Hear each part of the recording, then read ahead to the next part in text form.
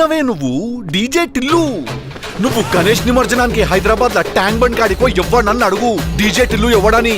మనం నిమజ్జనానికి డీజే కొడితే నీళ్ళ మునిగిన వినాయకుడు కూడా సర్రని బయటకు వచ్చి చెప్తాడు టిల్లుగా వచ్చే సంవత్సరం కూడా నువ్వే కొట్టాలా నేనే మునగాల అని. అట్లుంటది మనతోని.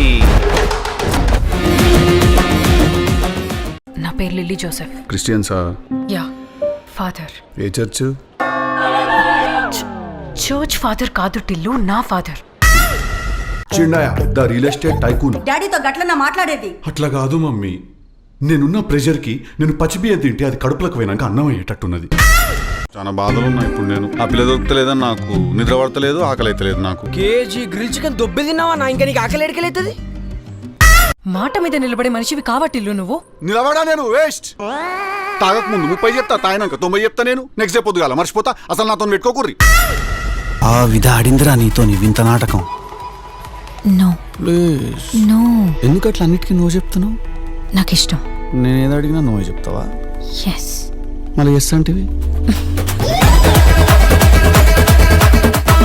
ఏందిరా వాళ్ళ చేతిలో ఏమో ఉన్నాయి? గన్ను అంటారు దాన్ని. కిందికి వెళ్ళి పెడితే పాట పాడతావు నువ్వు. ఏం చేద్దాం?